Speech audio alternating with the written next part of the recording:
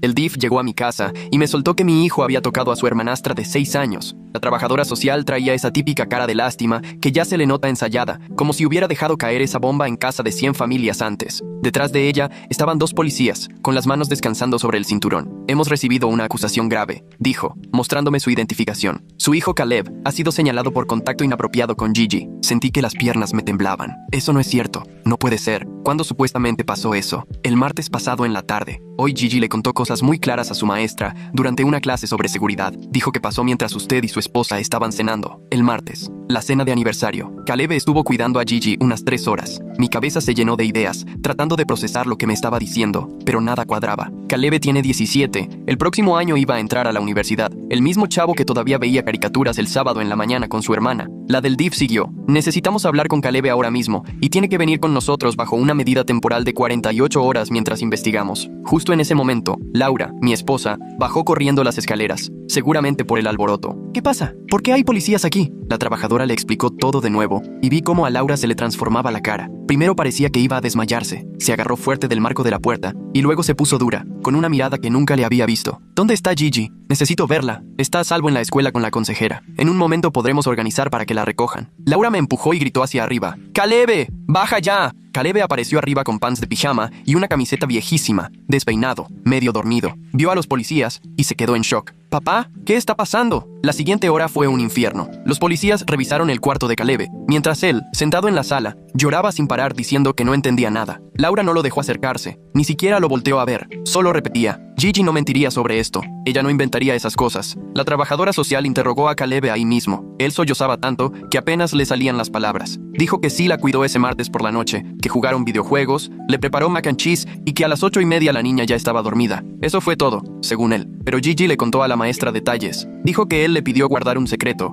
un juego que no podía contar. Los policías esposaron a mi hijo de 17 años ahí en la sala, mientras Laura se abrazaba a sí misma y se mecía. Caleb me vio con miedo puro en la cara. «Papá, te juro que yo no le hice nada. Tienes que creerme». Yo quería creerle, de verdad lo quería. Pero Gigi tiene solo 6 años. ¿Por qué inventaría algo tan específico una niña tan pequeña? Después de que se llevaron a mi hijo, Laura y yo fuimos cada quien por su lado por Gigi a la escuela. Cuando la vi en la oficina de la consejera, sentí que el corazón se me rompía. Se veía tan frágil, ni nos podía ver a la cara, caminaba como cojeando. La consejera dijo que fue muy valiente, que contar lo que vivió era el primer paso importante. Laura la cargó y se la llevó al coche. Yo intenté acercarme, pero Laura me detuvo. «No, ni siquiera quiero verte ahorita. Tu hijo fue quien hizo esto. Laura, no estamos seguros. Tiene moretones». La enfermera los vio en sus piernas, dijo, con la voz entrecortada. «Tengo que llevarla al hospital para que la revise un doctor. No nos sigas». Me quedé parado en el estacionamiento como 20 minutos, sin idea de qué hacer. Mi hijo estaba en detención juvenil. Mi hijastra iba al doctor para un examen forense. Mi esposa me echaba la culpa. ¿En qué momento se me fue la familia de las manos en un solo día? Esa noche, Laura volvió como a las 9 con Gigi dormida. Le recetaron algo suave para poder dormir. Laura subió con ella y después bajó con una maleta. «Nos vamos a casa de mi mamá. Laura, por favor, tenemos que hablar de esto». «¿Hablar de qué?» «Tu hijo le hizo eso a mi hija. El examen mostró señales de trauma». Ella contó detalles. «¿De qué quieres hablar?» «Él jura que no lo hizo. Caleb nunca me ha mentido en algo así». Laura soltó una risa amarga, casi dolida. «Todos dicen que no lo hicieron. Todos los depredadores se defienden igual». Sacó su celular y me mostró lo que había buscado. ¿Ves? Solo 2% de los niños mienten sobre abuso.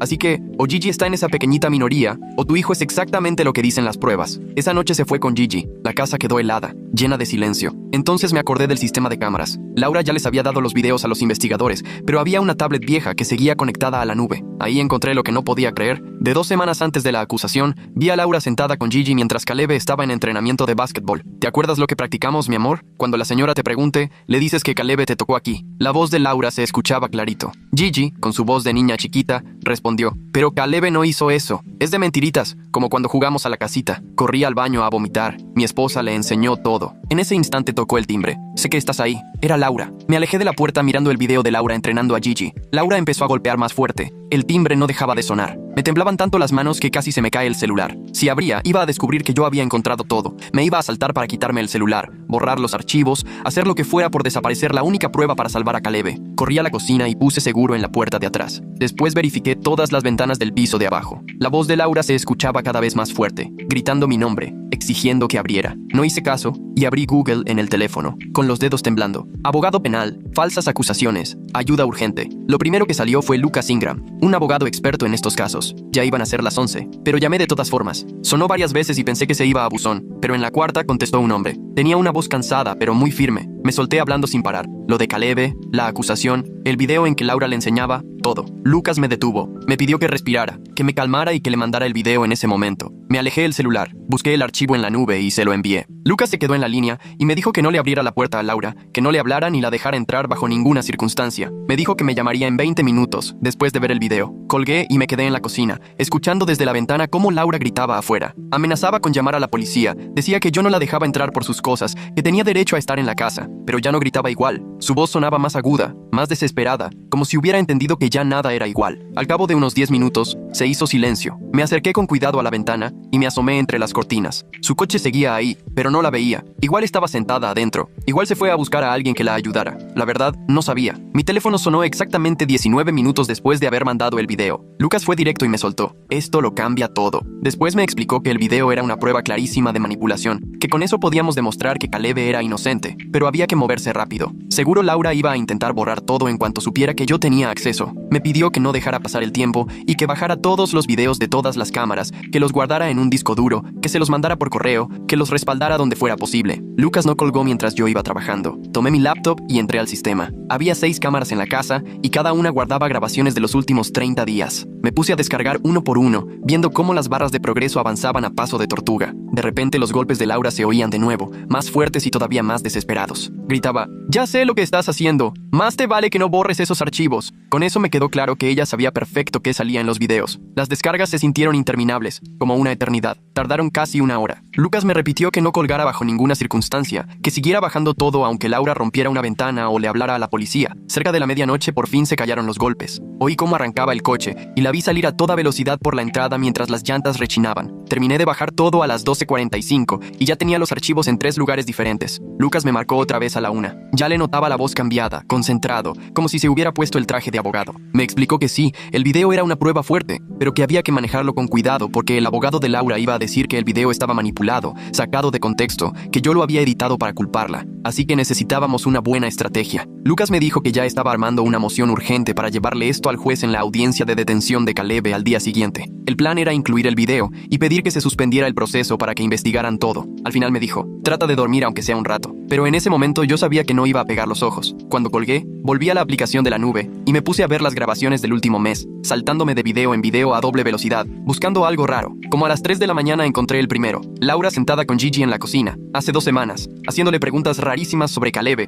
con un tono como si estuviera pisando huevos. ¿Caleb alguna vez te ha pedido que guardes secretos? ¿Te toca cuando tu papá no está? Era clarísimo que buscaba meterle ideas a la niña. Seguí viendo. A las 4:30 apareció otro video, de hace 3 semanas. Laura y Gigi en la sala. Laura preguntando si sabía qué eran las partes privadas y si alguien alguna vez había tocado las suyas. Gigi solo dijo que no, y Laura puso una cara tan rara, como si le hubieran chocado sus planes, como si hasta estuviera decepcionada. El tercer video era de hace casi un mes. Laura practicando con Gigi cómo hablar con adultos sobre tocamientos, usando una voz tranquila y paciente, como si le estuviera enseñando el abecedario. Para las 6 de la mañana, ya tenía otros 3 videos donde se veía claro que Laura estaba manipulando a su hija paso a paso. Salió el sol, y yo seguía sentado en la mesa de la cocina, rodeado de laptops, celulares, discos duros. No había dormido nada, los ojos me ardían, la cabeza me explotaba, pero no podía parar. Cada video confirmaba que mi esposa había arruinado a propósito la vida de mi hijo. Lucas me mandó mensaje a las 7:30, que nos viéramos en el juzgado a las 9. Él iba a llevar a otra abogada, Brenda Parks, especialista en temas de familia. Llegué temprano y me quedé esperando afuera del juzgado, con una carpeta llena de capturas impresas y una USB con todos los videos. Lucas llegó justo a las 9 con una mujer vestida impecable, de traje gris. Brenda me saludó rápido y sin rodeos. Dijo, esto ya no es solo la acusación penal contra Caleb, aquí está en juego la custodia de Gigi y protegerla de lo que le está haciendo su mamá. Nos sentíamos como si estuviéramos en la cuerda floja,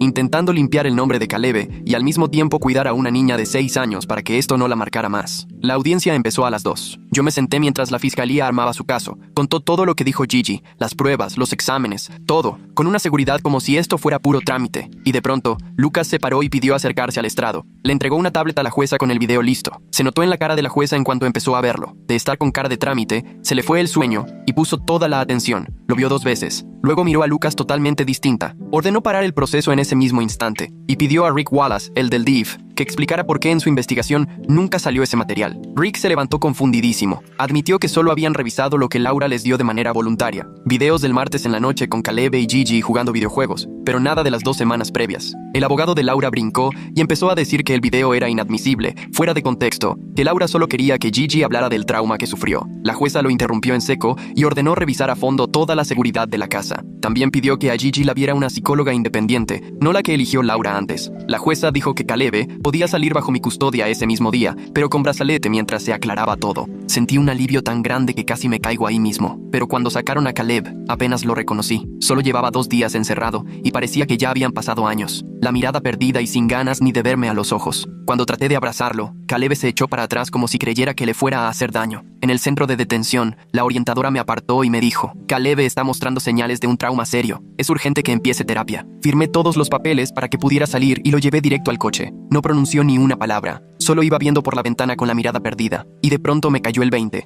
Aunque yo ya tenía la prueba de que era inocente, algo dentro de mi hijo se había quebrado en ese lugar. El regreso a casa duró apenas 20 minutos, pero yo sentí que fueron eternos. Iba sentado a mi lado, en el asiento del copiloto, mirando en silencio a la calle, con los puños tan apretados sobre las piernas que los nudillos se le pusieron blancos. Intenté hablarle un par de veces, pero ni me contestó, ni me volteó a ver. Era como si no estuviera ahí, nomás veía al vacío. Al llegar, Caleb se bajó del auto incluso antes de que pudiera apagar el motor y caminó directo a la puerta, donde se quedó parado esperando, encorvado, hasta que yo abrí. Todo estaba igual en la casa. Nada se había movido desde que salimos al juzgado, pero el ambiente se sentía raro, como si una sombra fea se hubiera metido con nosotros. Caleb subió a su cuarto y cerró la puerta detrás de él sin decir nada. Yo me quedé parada al pie de las escaleras, aguardando a ver si escuchaba algún sonido, pero nada, ni pasos, ni la cama rechinando ni nada. Me acordé de las palabras de la consejera antes de irnos. Me había tomado del brazo y me advirtió que Caleb requería ayuda profesional cuanto antes y que no debía dejarlo solo bajo ningún motivo en los próximos días. Explicó que los niños que sufren acusaciones falsas, sobre todo bajo custodia, pueden acabar con secuelas igualitas a las de víctimas de tortura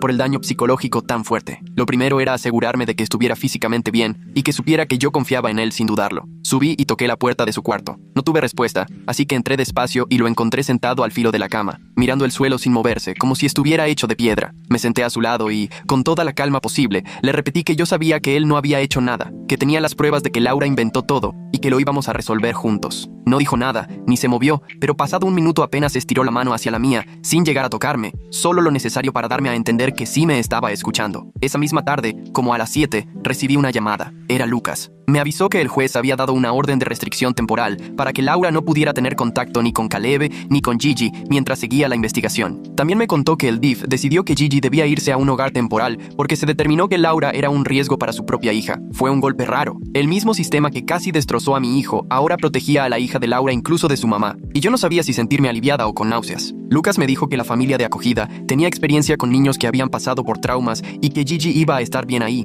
pero la idea de que una niña de 6 años fuera arrancada de su casa porque su mamá la usó para hacer daño me partió el corazón. Le pregunté si podríamos verla, pero me aclaró que no por el momento. Gigi necesitaba tiempo para procesar todo sin ver a nadie de su vida anterior, y el tutor que se le asignó evaluaría si podía haber alguna visita con el tiempo. Le di las gracias, colgué y subí otra vez con Caleb. Ahora estaba acostado, vestido, mirando el techo sin decir nada. Le conté que Gigi estaba en un lugar seguro y solo cerró los ojos, ni una palabra. Al día siguiente, Rick Wallace vino a la casa a las 9 de la mañana, pero ya era otra persona comparado a la vez que se llevó a Caleb. Se veía incómodo, cambiaba el peso de un pie a otro y pidió disculpas antes de pasar. Nos sentamos en la mesa de la cocina, sacó su libreta y me dijo que necesitaba escuchar todo desde el principio. Admitió que el DIF se había equivocado gravemente por creerle todo a Laura sin revisar bien las pruebas. El video que tenían mostraba algo mucho peor que una madre preocupada. Podía ser síndrome de Munchausen por poder o un trastorno donde alguien enferma a otro a propósito para llamar la atención. Es decir, Laura podría haber estado lastimando a Gigi para sacar provecho. Entonces me pidió que le contara todo lo que recordara sobre el comportamiento de Laura antes de que la acusación saliera a la luz. Conforme iba hablando, me iban cayendo más recuerdos que ni tenía presentes. Le narré cómo en los últimos 6 meses, Laura se obsesionó con los seguros de vida. Diario me preguntaba si no era mejor aumentar las pólizas, asegurando que era por el bien de todos. Pasaba horas revisando nuestros estados de cuenta y hacía preguntas una y otra vez sobre qué pasaría con el dinero si algo me sucedía a mí o a Caleb. Quería saber a detalle cómo funcionaría la herencia, quién recibiría qué si Caleb fallecía antes de los 18, si los hijastros tenían derechos o no. En ese entonces pensé que solo era previsora, preocupada por el futuro, pero ahora todo eso me parecía siniestro. Le platiqué también cómo sacaba escenarios trágicos, preguntando qué sucedería si Caleb tenía problemas legales graves o terminaba en la cárcel. Cada vez que lo contaba, la cara de Rick se ponía más seria y escribía más rápido. Al final, me miró de frente y me dijo que yo le había dado un posible móvil. Laura no solo quería sacar a Caleb de la casa, quería destruirlo para sacar provecho económico. A los 2 días, Lucas me habló para decirme que iba a traer a una perito forense en video. La especialista llegó con su laptop y varios discos duros y se pasó 3 horas revisando cada video del sistema de respaldo en la nube. Confirmó que los videos de la niñera donde Laura manipula a Gigi eran auténticos, sin alteraciones y con metadatos que comprobaban la fecha. Habían sido grabados 2 semanas antes de que Gigi hablara en la escuela, pero además la analista halló evidencia todavía más fuerte. Descubrió que Laura había entrado a la nube la mañana de la acusación, justo después de que Gigi fue a clases, y borró varios videos de las semanas anteriores. Recuperaron gran parte de lo que Laura quiso eliminar y encontraron otras 2 ocasiones en las que Laura entrenaba a Gigi, haciéndole preguntas guiadas sobre Caleb y corrigiéndole las respuestas si decía que no había pasado nada. Laura llevaba semanas planeando esa mentira,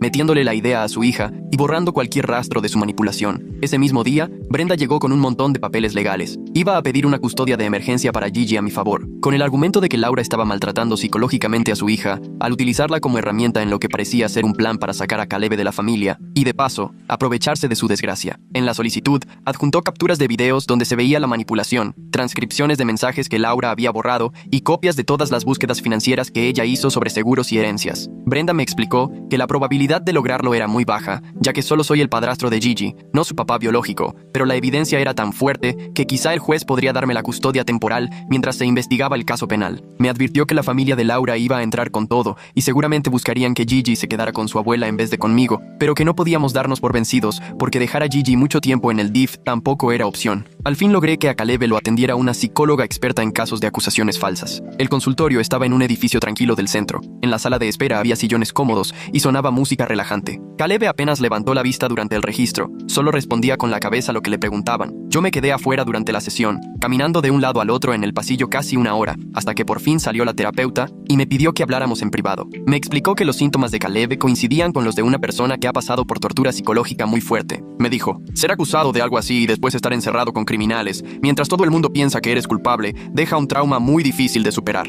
Me advirtió que Caleb necesitaría terapia intensiva varias veces a la semana durante mucho tiempo, quizá años, y aún así, no había garantía de que algún día pudiera superar todo lo que Laura le hizo vivir. Me dio varios focos rojos para que los tuviera en mente y me pidió que la contactara en cuanto notara cualquier señal de que Caleb pudiera hacerse daño. 3 días después de que liberaron a Caleb, el detective Jack Floyd llegó en la noche a la casa. Se quedó parado en la entrada algo incómodo y me preguntó si podía pasar a platicar. Ya sentados en la sala, se disculpó por no haber investigado más a fondo antes de que sacaran a Caleb de nuestro hogar. Me contó que Laura fue muy convincente cuando fue a la estación de policía llorando, mostrándole papeles de un doctor sobre los supuestos golpes de Gigi y presentando relatos detalladísimos de la niña, al grado que era difícil pensar que una niña de 6 años pudiera inventar algo así. Admitió que él le creyó sin cuestionar porque normalmente, cuando una madre acusa de abuso, suele decir la verdad, y nunca consideró que pudiera ser la misma Laura quien lastimó a Gigi. Sacó su libreta y me dijo que ahora estaban revisando realmente cómo y cuándo ocurrieron las heridas de Gigi, porque las fechas no cuadraban con la versión de Laura. Resulta que el perito que checó las fotos originales estipuló que los moretones tenían al menos 4 días cuando fueron tomadas, lo que demostraba que ya estaban ahí desde antes del martes, que fue cuando Laura acusó que Caleb tocó a Gigi. Laura decía que los moretones eran recientes, pero la evidencia indicaba otra cosa. Ahora estaban investigando si Laura misma había lastimado a la niña para hacer más creíble su denuncia. Jack me aseguró que, si lograban comprobar que Laura golpeó a su hija para incriminar a Caleb, la iban a acusar por maltrato infantil además de denuncia falsa. Una semana después, Lucas me habló para contarme que, gracias a una orden judicial,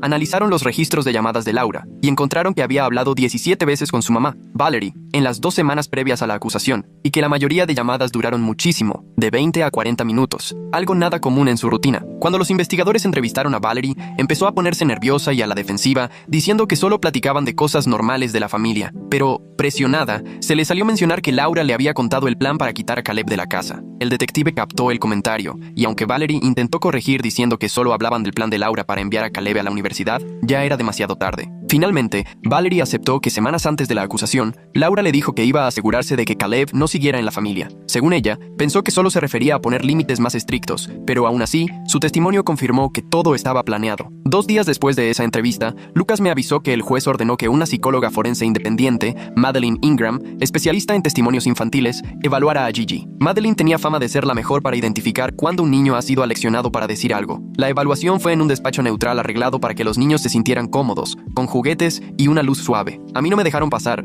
pero por el espejo de un solo sentido pude ver cómo Madeleine platicaba con Gigi durante hora y media. Gigi usaba palabras y frases que ningún niño de su edad usaría de manera natural, cosas como contacto inapropiado o partes privadas, y sonaban muy ensayadas. Cuando Madeleine le pidió contar lo que había pasado con sus propias palabras, sin repetir lo que otros le dijeron, Gigi se trabó y empezó a mezclar detalles. Incluso, en un momento, dejó la frase a medias y le preguntó a la psicóloga si lo estaba diciendo bien, como si repitiera un guión que le habían puesto a memorizar. Madeleine tomaba notas todo el tiempo, con el rostro serio. Yo podía notar que estaba viendo justo lo que más temía. El informe de la evaluación llegó 3 días después y lo leí, solo, en la oficina de Lucas. Madeleine escribió que el testimonio de Gigi presentaba todas las señales de haber sido preparado. Usaba vocabulario que no era propio de una niña, las frases eran memorizadas, le faltaban detalles vivenciales y se hacía bolas en cuanto le pedían ir más allá de lo que le habían dicho que dijera. Según el informe, Gigi estaba repitiendo una historia que alguien le enseñó, no contando algo que de verdad hubiera vivido. Lo que más me partió el corazón fue leer la conclusión de Madeleine, donde decía que Gigi también había sido víctima, manipulada por su mamá para usarla contra un chavo completamente inocente. El reporte señalaba que Gigi necesitaba terapia intensiva para entender que no tenía la culpa de nada y para que se pudiera sanar el daño psicológico que Laura le causó al obligarla a mentir. Yo seguía ahí,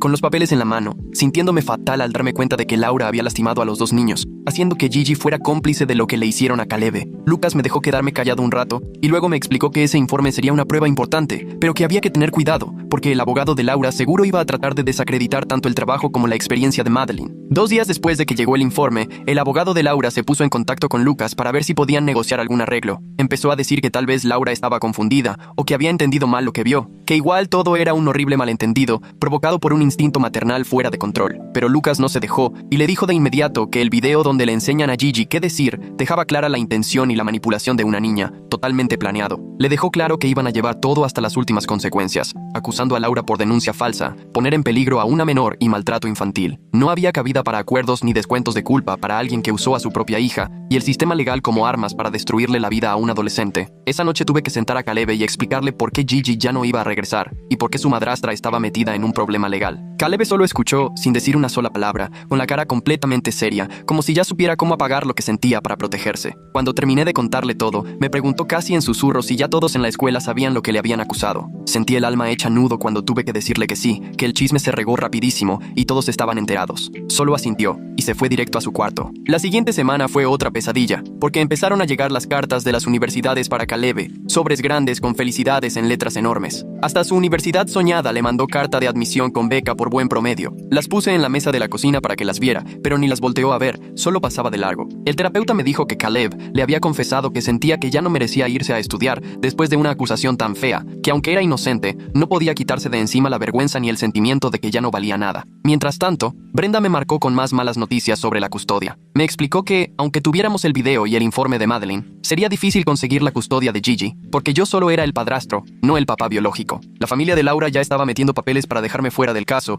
y querían que Gigi se fuera con Valerie. Brenda dijo que íbamos a pelearla, pero que la ley es clara y casi nunca le da derechos a los padrastros ante los familiares de sangre. La fiscal encargada del caso de Laura me citó para hablar sobre los cargos. Era una señora de unos 40, experta en temas de abuso infantil, y se le notaba furiosa por lo que había hecho Laura. Explicó que pensaban acusar a Laura por denuncia falsa ante la policía, por poner en riesgo a Gigi al entrenarla para mentir, y que si lograban comprobar un motivo económico, también la acusarían por fraude. Cada cargo era grave, y la fiscal quería pedir la máxima pena, diciendo que casos como este hacían que después nadie le creyera a las verdaderas víctimas. Una semana después, ya me habían dado permiso de visitar a Gigi en la casa temporal donde estaba, siempre vigilados por su tutor legal. La casa era cálida y limpia, pero Gigi se veía chiquita y toda desorientada abrazando un conejito de peluche, preguntando a cada rato por qué no podía ver a su mamá y cuándo iba a volver a su casa. En eso me miró con esos ojotes enormes y me preguntó si Caleb estaba enojado con ella. Tuve que tragar saliva y asegurarle que nada de esto era por culpa suya, que Caleb la quería muchísimo y no estaba enojado para nada. El tutor legal estaba cerca, anotando todo lo que decíamos. Como a los 20 minutos de estar ahí,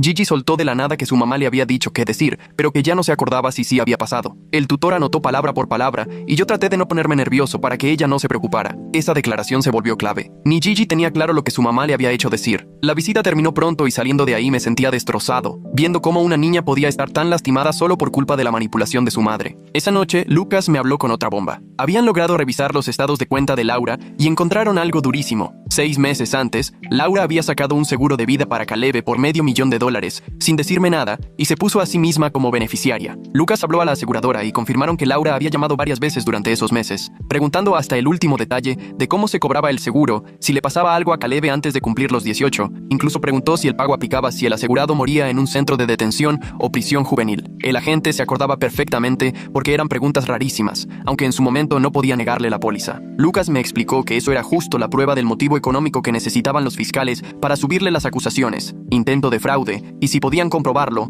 conspiración para homicidio, si llegaban a demostrar que realmente quería que Caleb muriera encarcelado. Después de colgarle a Lucas, me quedé viendo el celular sin saber cuánto tiempo pasó. $500,000. Laura apostó $500,000 a que mi hijo terminara muerto o encerrado de por vida. Me empezaron a temblar tanto las manos que el teléfono se me cayó solito. Lo levanté, me metí al baño y volví a vomitar, igualito que la primera vez que vi el video ese de entrenamiento. Esto no era solo sacarlo de la casa o arruinarle la vida. Ella de verdad quería que él muriera. Entre las notas de la aseguradora estaba apuntado que Laura preguntó específicamente sobre el pago si algo le pasaba estando en detención, no por enfermedad ni accidente, sino por algo que le ocurriera encerrado, donde los chavos suelen sufrir golpes o cosas peores todos los días. Cuando salí del baño, ahí estaba Caleb parado en el pasillo. En cuanto le vi la cara, supe que había escuchado todo. Había estado arriba mientras yo hablaba con Lucas, y la verdad es que en esa casa se oye todo a través de las paredes. Me miró con una expresión completamente desconocida para mí, como si por dentro se hubiera roto en 1000 pedazos. Intentó hablar, pero al principio no le salían las palabras. De repente empezó a gritar, pero no era un grito normal. Simplemente era un sonido profundo, desgarrador, como sacado de lo más hondo. Se agarró el cabello con ambas manos y jaló tan fuerte que pensé que se lo iba a arrancar. Quise acercarme, pero se echó para atrás en un segundo y terminó pegándose contra la pared.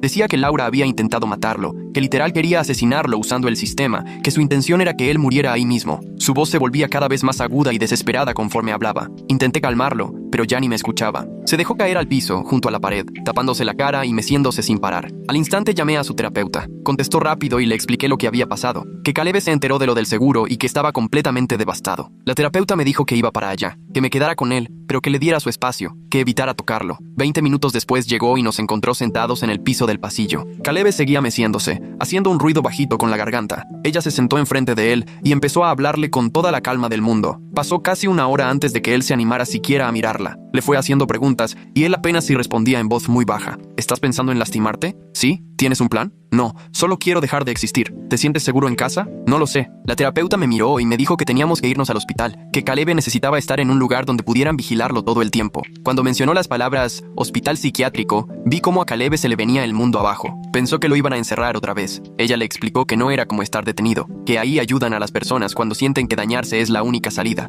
que solo iba a quedarse 72 horas y después veríamos cómo seguía. Caleb no protestó ni una sola vez. Eso fue lo que más miedo me dio, verlo tan rendido, como si nada de lo que le pasara ya le importara. Nos fuimos al hospital en silencio, y la terapeuta fue en su propio carro. Por fuera parecía un hospital como cualquier otro, pero por dentro todo estaba bajo llave. Tuvieron que abrirnos 3 puertas distintas con un timbre especial. Mientras yo llenaba papeles, una enfermera le hacía a Caleb un montón de preguntas. Le quitaron las agujetas de los zapatos y el cinturón, le revisaron los bolsillos y la mochila. A los pocos minutos llegó una consejera que me pidió que me retirara porque Caleb necesitaba instalarse. Intenté abrazarlo, pero él solo se quedó ahí, rígido, sin mirarme. Un trabajador lo llevó por otra puerta cerrada y ya no lo vi más. Apenas alcancé a llegar a mi coche antes de que me ganara el llanto. Me senté en el estacionamiento y lloré tan fuerte que ni respirar podía. Mi hijo tan inocente estaba internado en un hospital psiquiátrico porque su madrastra había tratado de matarlo por dinero. Laura estaba libre, seguramente en casa de su mamá, mientras Caleb pasaba sus días encerrado tras 3 puertas, vigilado para que no se lastimara. Al día siguiente, Brenda me llamó. Resulta que el abogado de Laura había metido una moción diciendo que yo no era apta como madre, argumentando que permití que mi hijo llegara a estar tan inestable que tuvo que ser hospitalizado y que eso era prueba suficiente para quitarme la custodia. Estaban usando el estado traumático de Caleb en nuestra contra. Brenda me dijo que era de las movidas más cínicas que había visto en 20 años de derecho familiar. Básicamente estaban diciendo que el daño que Laura causó era razón suficiente para quitarme a Gigi. Le pregunté si eso podía prosperar. Me dijo que lo dudaba mucho, sobre todo con toda la evidencia que hay contra Laura, pero que sí complicaría y encarecería el proceso de custodia. Esa misma semana, Madeline terminó la evaluación de Gigi y entregó un informe formal al juzgado, que leí gracias a Brenda. El reporte decía claramente que Gigi mostraba señales de abuso emocional, porque su mamá la había usado como herramienta en su propio plan. Madeline escribió que Gigi estaba confundida entre lo que era real y lo que su mamá le había dicho que dijera, que tenía ansiedad de decepcionarla y miedo de meterse en problemas por decir la verdad. Recomendó que Gigi no tuviera ningún contacto con Laura hasta que ella terminara un tratamiento psicológico profundo y probablemente nunca más un contacto sin supervisión. El reporte era durísimo, describiendo todo el daño que Laura le provocó a su propia hija. Unos días después, Rick me llamó. Ya tenía lista su investigación y me iba a leer partes del informe final. El documento exoneraba completamente a Caleb y recomendaba quitarle a Laura la patria potestad de Gigi ya mismo. Rick documentó cómo Laura manipuló todo el sistema de protección infantil para usarlo en contra de un adolescente inocente. Encontró su historial de búsquedas en internet, donde investigaba sobre acusaciones falsas, cómo entrenar a una niña y cómo funcionan las investigaciones del DIF. Todo lo tenía calculado. Rick volvió a disculparse por no haber visto antes lo que pasaba. Dijo que el sistema le falló a Caleb y que haría todo lo posible por cambiar los protocolos. Al tercer día me dejaron ver a Caleb en el hospital. Me llevaron a una sala común, llena de sillas de plástico y carteles motivacionales en las paredes. Caleb entró con la bata del hospital, más pequeño que nunca, y con unas ojeras profundas. Nos sentamos y le pregunté cómo se sentía. Dijo que el medicamento le ayudaba, que ya podía dormir sin ver la cara de Laura o escuchar los portazos del centro. Su voz era monótona, pero al menos ya podía hablar bien. Con la terapeuta ya había trabajado un plan de seguridad para cuando saliera. Tenía que prometer que avisaría si volvía a sentir ganas de hacerse daño. Aceptó ir a terapia intensiva 3 veces por semana como paciente externo. Entonces me soltó algo que me sorprendió. Quiero testificar contra Laura si eso sirve para que Gigi no vuelva a pasar por esto, me dijo. Gigi no debería crecer creyendo que lo que pasó es culpa suya. Se le veía una determinación en los ojos que no le notaba desde antes de la acusación. Ese mismo día en la tarde, Lucas me habló con noticias del juicio penal. Ya había fecha y sería dentro de 3 meses. Me avisó que iba a ser una batalla durísima, porque el abogado defensor de Laura intentaría pintarla como una madre preocupada que solo se equivocó. Teníamos que estar listos para que alegara locura, o que de verdad pensara que algo le había pasado a Gigi. Lucas comentó que el video de los entrenamientos era una prueba muy fuerte, pero que nunca se sabe cómo van a reaccionar los jurados, sobre todo si acusan a una mamá de hacerle daño a sus hijos. Así que había que anticipar cualquier defensa. La semana siguiente hablé con Brenda sobre la adopción de Gigi y me explicó que sería complicado porque yo solo era el padrastro,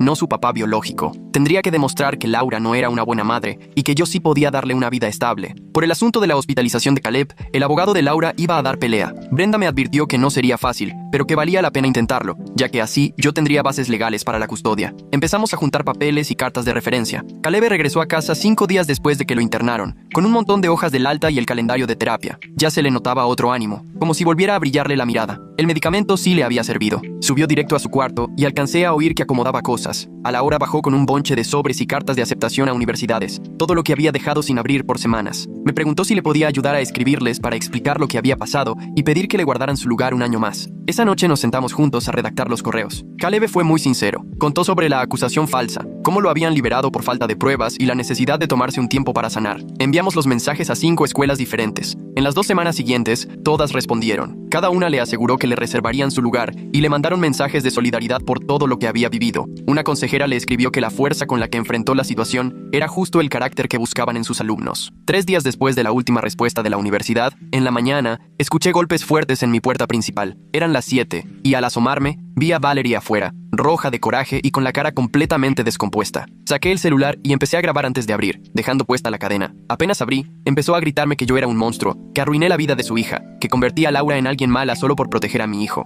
Estaba tan alterada que salpicaba saliva mientras me exigía sacar a Gigi en ese momento, diciendo que ella tenía más derechos sobre la niña que yo. Yo no solté el celular y me mantuve tranquilo. Solo le dije que Gigi no estaba y que tenía que irse de mi casa. Ahí fue cuando empezó a amenazar, jurando que conocía gente que podía impedir que yo lograra la custodia, que me iba a hacer la vida imposible en el juzgado, y que Caleb tendría que cuidarse porque el karma le iba a llegar. Así siguió casi 10 minutos, todo mientras la grababa. Apenas se fue, le mandé el video a Lucas y Brenda. Lucas me regresó la llamada en menos de 1 hora y me dijo que justo eso era lo que necesitábamos para solicitar la orden de restricción, que iba a meter los papeles ese mismo día. Para el final de la semana, el juez nos dio una orden de restricción temporal que incluía no solo a Valerie, sino a toda la familia de Laura, obligándolos a mantenerse a más de 150 metros de nosotros, de Caleb y de Gigi. 2 semanas después, Lucas llamó con noticias del caso penal. El fiscal le ofrecía a Laura un trato: 15 años de cárcel con derecho a condicional después de 10, siempre y cuando aceptara todos los cargos y renunciara de manera definitiva a los derechos parentales sobre Gigi. Lucas me dijo que Laura lo estaba pensando, porque la evidencia era tan sólida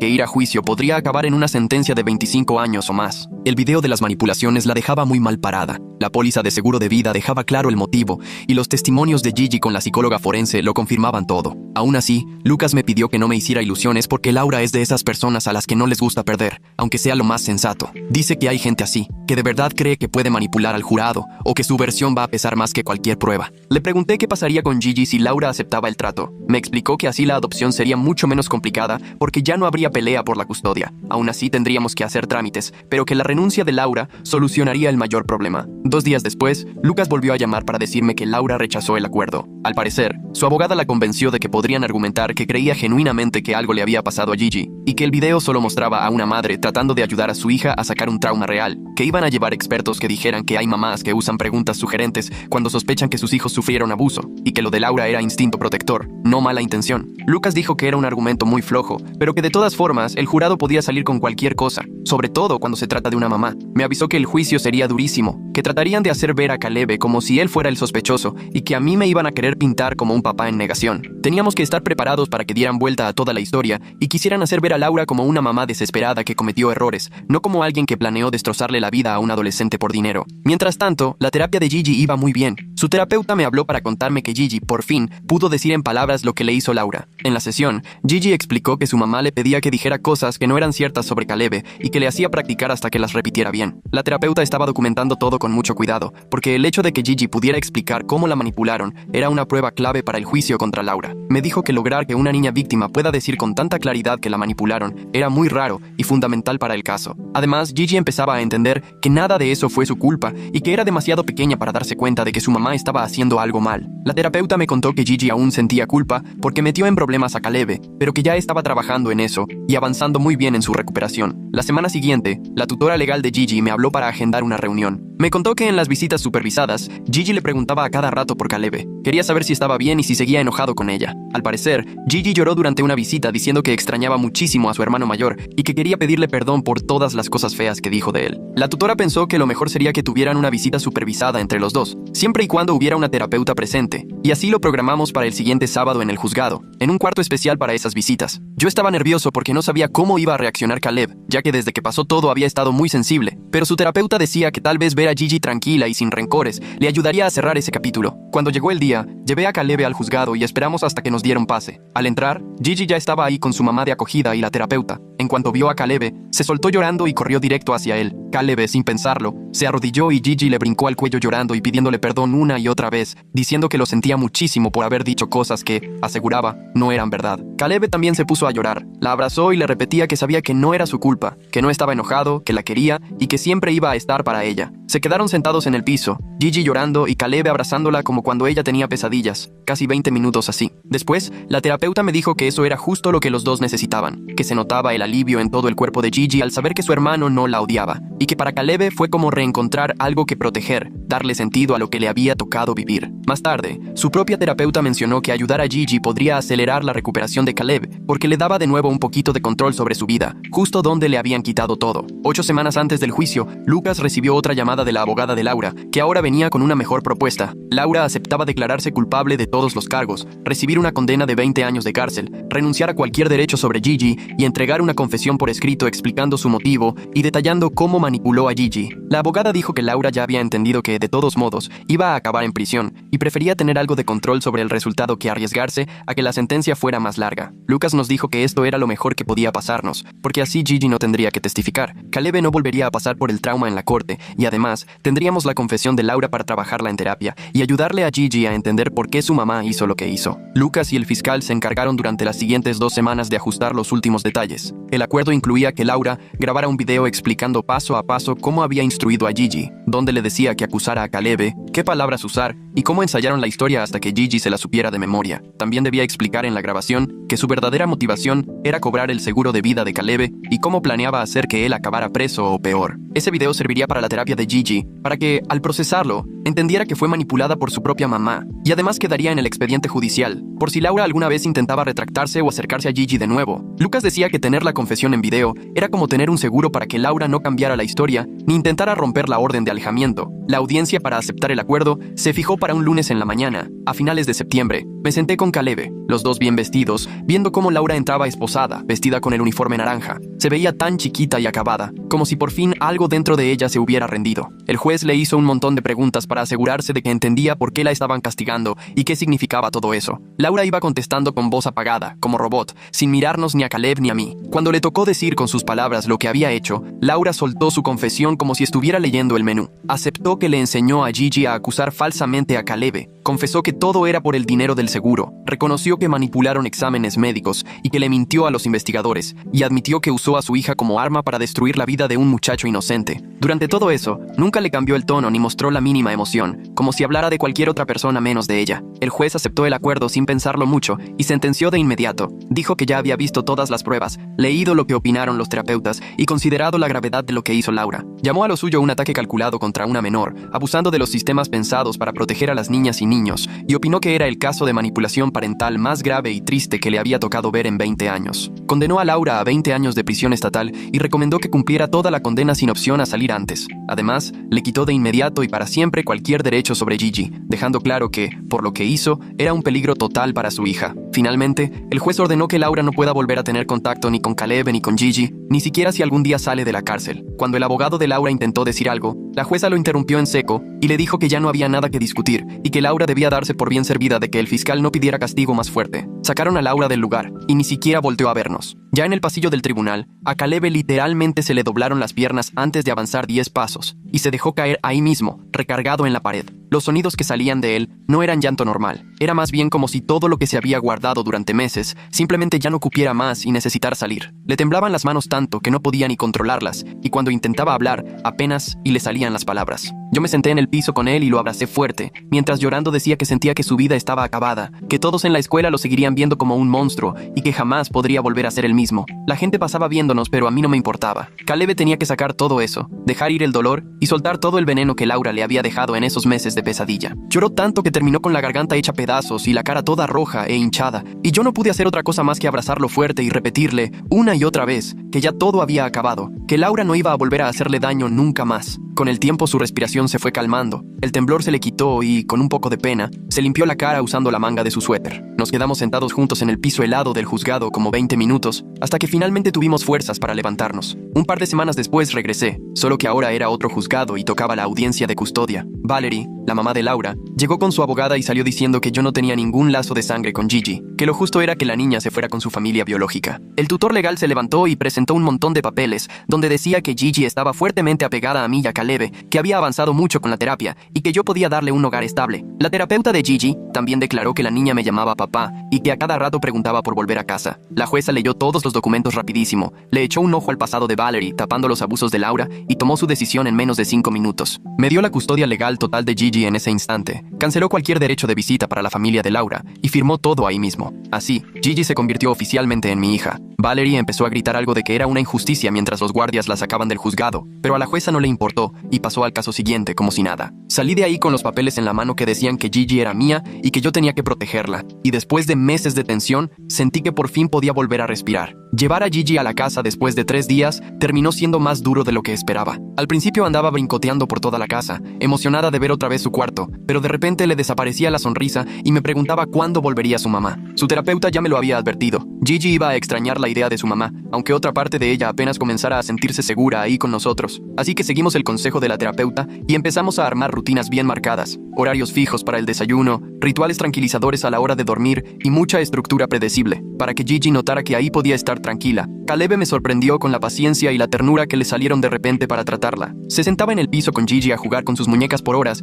y la dejaba tomar el control, sin desesperarse ni responder mal, cuando le preguntaba lo mismo 1000 veces. Una noche los descubrí mientras Caleb le leía cuentos antes de dormir, haciendo todas las voces chistosas de los personajes, y Gigi estaba soltando unas carcajadas que no le oía desde tiempo antes de que todo esto estallara. Se dio cuenta de que los veía y solo se encogió de hombros, pero yo ahí entendí que algo dentro de él realmente estaba cambiando, que cuidar a Gigi también lo estaba sanando a él, poquito a poco. Una semana después de que Gigi volvió a casa, Caleb me contó que había decidido tomarse un año sabático antes de entrar a la universidad. Necesitaba tiempo para aclarar la cabeza, para estar con Gigi y ayudarla a adaptarse, y para descubrir quién era ahora que Laura le había hecho tanto daño. Yo quise insistirle que no dejara que esto frenara su futuro, pero su terapeuta me aseguró que al contrario, era algo bueno, que Caleb estaba aprendiendo a reconocer sus límites y a ponerle prioridad a su propia sanación. Encontró un trabajo de medio tiempo en una librería del centro, acomodando libros y ayudando a los clientes, y el día que regresó a casa después de su primer turno, se veía mucho más tranquilo que en meses. Me dijo dijo, me sentí bien haciendo algo normal, donde nadie conoce mi historia. Siguió yendo a terapia intensiva 2 veces por semana y poco a poco fue enfrentando todo lo que traía encima. Hubo días que se le hicieron cuesta arriba y no se quería ni levantar de la cama, pero me tocó verlo, poco a poco, reconstruirse, volver a hablar del futuro y a imaginar planes, empezar a creer que sí tenía una vida delante de él. 6 meses después de la condena de Laura, la terapeuta de Caleb me llamó para una sesión conjunta y para platicarme sobre cómo iba avanzando. Me dijo, Caleb ha hecho avances enormes procesando el trauma y ya está listo para que reduzcamos la terapia a 1 vez por semana. En esa sesión, Caleb admitió, todavía tengo pesadillas con la detención, a veces me despierto en pánico pensando que sigo en la celda, pero ya no es cada noche, ahora pasa tal vez 1 vez por semana y casi siempre logro tranquilizarme yo solo. Me dijo también, por primera vez empiezo a creer que de verdad tengo un futuro, que el próximo año sí puedo ir a la universidad y tal vez vivir una vida normal. La terapeuta nos advirtió que el proceso no era lineal, que aún vendrían días buenos y días malos, pero que Caleb ya tenía estrategias sólidas para afrontar lo que viniera y un buen círculo de apoyo.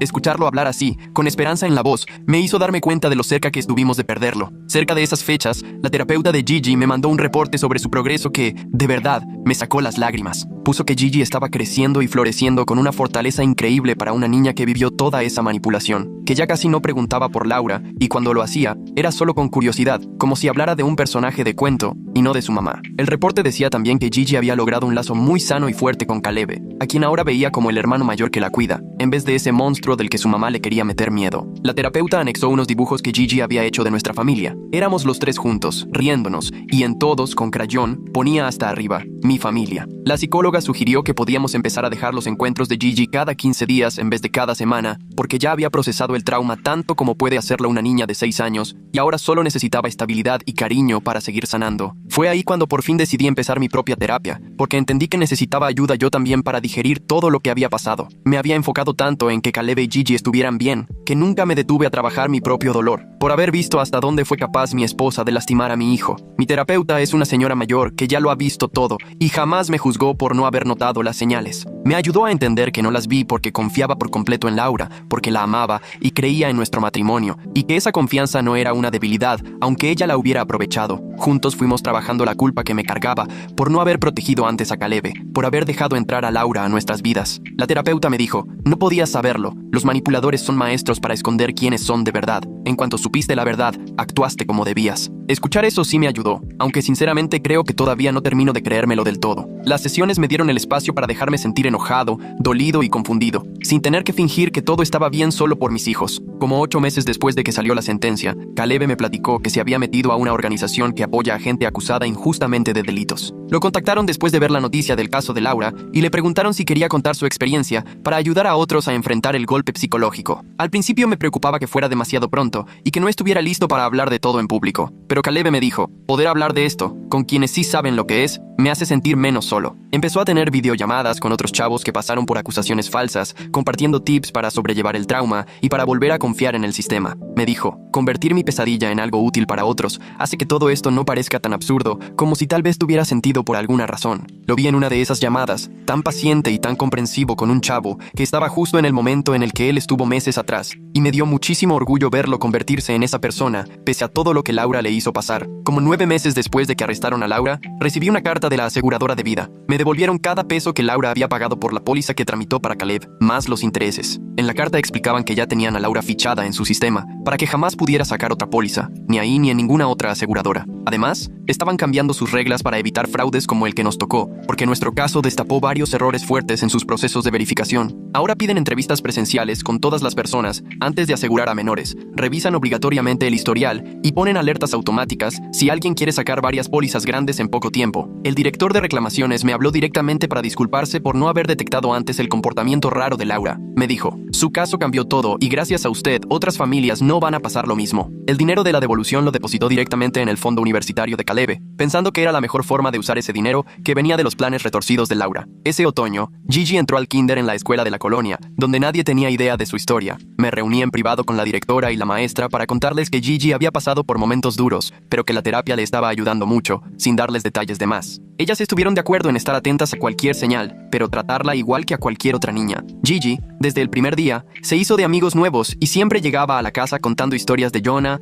Zoe y Danilo, con quienes jugaba en el recreo. La maestra me enviaba reportes preciosos, diciendo que Gigi era muy inteligente y entusiasta, que participaba muchísimo y ayudaba a compañeros con dificultades. En la primera junta, la maestra me dijo que no veía ninguna señal de trauma ni problemas de conducta, que simplemente era una niña de kinder tan normal y bien adaptada como cualquier otra, enamorada de su clase de arte y de la hora del cuento. Ver a Gigi florecer en esta nueva etapa, verla aprender y tener la oportunidad de ser solo una niña más, se sentía como el mejor final que podía imaginar después de todo lo vivido. Esa primavera, Caleb volvió a enfocarse en sus solicitudes para la universidad del siguiente semestre de otoño. Se pasaba horas en la mesa de la cocina con la laptop, escribiendo y reescribiendo su ensayo de admisión. Le pregunté de qué trataba y me dijo: estoy contando mi historia, toda la pesadilla de haber sido acusado injustamente y cómo logré salir adelante. Una semana después, la consejera de su prepa me llamó y me dijo: en 20 años leyendo ensayos nunca había leído algo así. La manera en la que Caleb escribe demuestra una fortaleza y madurez fuera de serie para su edad. Empezaron a llegar las cartas de aceptación en marzo, sobres gruesos de universidades incluso mejores que las que lo aceptaron antes, incluyendo 2 de la Ivy League que mencionaban el ensayo en la carta. Caleb abría cada sobre con tanto cuidado, leía todo en voz alta para Gigi y para mí, y yo veía cómo realmente empezaba a creer en su futuro otra vez. Puse la casa en venta en abril, porque ninguno de nosotros quería seguir en el mismo lugar donde Laura nos destrozó la vida. La agente inmobiliaria nos aseguró que la casa se vendería rápido en esa zona, y en menos de una semana ya teníamos 3 ofertas. Acepté la de una pareja joven que no tenía idea de lo que pasó ahí, y la venta se cerró en 30 días. La nueva casa estaba a 20 minutos, en otro distrito escolar. Era más chica, pero tenía un enorme jardín, y sobre todo, 0 recuerdos dolorosos. Gigi pudo escoger cómo quería su cuarto, y eligió todo morado: pintura, cortinas y una colcha de estrellas. Caleb le ayudó todo un sábado a pintar. Acabaron llenos de pintura, riéndose como no los veía desde hacía mucho. Me quedé viéndolos desde la puerta, trabajando juntos, y sentí que algo se desatoraba en mi pecho, como si de verdad íbamos a estar bien. Cuando llegó junio, el mes en que hubiera sido mi aniversario con Laura, decidí aprovechar ese día y hacerlo nuestro. Me llevé a Caleb y a Gigi a su restaurante favorito, el de las hamburguesas gigantes y los postres que hacen que a Gigi le brillen los ojos. Pedimos comida de más, y Gigi pidió un sundae de chocolate casi tan grande como su cabeza. Caleb levantó su vaso de agua para brindar. Esta familia es mucho mejor que la anterior, la neta. Gigi chocó su vaso también y estaba tan emocionada que derramó el agua en la mesa. Los miré a los dos, pensando en todo lo que habíamos pasado desde esa mañana terrible en que el DIF llegó a tocar la puerta, y me di cuenta de que Caleb tenía razón. Sí atravesamos un infierno, pero nos elegimos todos los días, y eso nos hizo más fuertes que cualquier cosa que Laura hubiera intentado romper. Agosto llegó volando y de pronto ya era hora de que Caleb se fuera a su orientación universitaria. Llenó su coche de cajas y maletas, y aunque se le notaban los nervios, tenía una emoción que no le veía desde hacía casi 2 años. Gigi le hizo una tarjeta de buena suerte con tanto glitter que terminó todo el mostrador lleno de brillitos. Le hizo prometer que iba a hacer videollamada todos los domingos, y él juró que sí, cruzando el corazón, y hasta dejó que ella checara que tenía la aplicación correcta en el celular. Lo acompañé hasta su coche y lo abracé lo más fuerte que pude, tratando de no soltar las lágrimas mientras le decía lo orgullosa que me sentía de la persona en la que se había convertido. Se soltó del abrazo, medio apenado pero feliz, y lo vi alejarse por nuestra calle hasta que su coche dobló la esquina y desapareció. Ese muchacho que había salido hecho pedazos del tutelar ahora iba a construir su propia vida, y yo sentía un orgullo enorme de todo lo que había logrado desde aquellos días tan oscuros. 2 años después de que empezó todo, la terapeuta de Gigi me llamó para una última sesión. Me dijo: Gigi ya superó el trauma y aprendió a enfrentarse a la vida de una manera sana. Ya no necesita seguir en terapia. Gigi quiso celebrar que por fin había terminado, así que le organicé una fiesta con sus amigas de la escuela, quienes no tenían ni idea de todo lo que ella había pasado. 8 niñas corrieron por el jardín comiendo pastel y jugando, y Gigi no dejó de estar feliz y radiante ni un segundo. La mamá de su mejor amiga me preguntó qué estábamos celebrando, y solo le dije: hoy es un día especial para Gigi, sin contarle que, en realidad, ese día estábamos marcando el final de una pesadilla que su hija nunca tendría por qué entender. En septiembre llegó una carta del Estado, con su sello oficial en el sobre. Adentro venían unas disculpas por cómo el DIF manejó nuestro caso, aceptando que cometieron errores graves al creerle todo a Laura sin investigar bien. La carta decía que ahora ya tienen protocolos nuevos por lo que nos pasó, revisar obligatoriamente todas las pruebas antes de separar a los niños de sus familias y pedir evidencia independiente para confirmar las acusaciones. Además, sumaron entrenamientos extras para los investigadores sobre manipulación infantil y trastornos facticios. Nuestra pesadilla cambió el sistema y probablemente evitará que otras familias tengan que vivir lo mismo que nosotros. Guardé la carta sin saber muy bien cómo sentirme, por ser el ejemplo que sirvió para arreglar algo que estaba mal. Caleb regresó a casa para las vacaciones de Día de Acción de Gracias en noviembre, viéndose más sano que nunca. Recuperó el peso que perdió durante todo el proceso y ya no tenía esa mirada perdida que antes no me dejaba dormir. Ese día, durante la cena, nos contó que ya eligió estudiar psicología, enfocado en la recuperación de traumas. Quiero trabajar con personas que han sido acusadas injustamente, usar mi experiencia para ayudarles a salir adelante, nos dijo. Gigi le preguntó si eso significaba que iba a ser un doctor de los sentimientos, y Caleb soltó la risa. Más o menos. Nos explicó que vivir algo horrible puede destruirte o darte un propósito, y que él decidió usar su pesadilla para ayudar a otros. Lo escuché hablar de sus planes con tanta pasión que entendí que Laura no lo rompió, solo le demostró de qué estaba hecho, lo fuerte que es para sobrevivir. 2 años después de la sentencia de Laura, estaba sentada entre el público en la obra escolar de Gigi, viéndola actuar con toda la seguridad del mundo. Le tocó un papel de árbol parlante y dijo cada línea con tanto entusiasmo que hizo reír a todos los papás. Caleb estaba junto a mí y fue el que más fuerte aplaudió cuando Gigi hizo su reverencia. Ella nos buscó entre el público y saludó con tanta emoción que casi tira a la niña de al lado. Cuando terminó la obra, corrió hacia nosotros y Caleb la levantó y le dio vueltas mientras ella no paraba de reír. No éramos la familia que yo imaginaba cuando me casé con Laura. Éramos algo diferente, algo que construimos con lo que quedó después de su traición. Fuimos la familia que elegimos ser, y esa decisión nos hizo mucho más fuertes que cualquier mentira de Laura. Eso es todo por la historia de hoy. De corazón, te agradezco que hayas estado aquí para escucharla. Ojalá te haya dejado el ánimo un poco más ligero.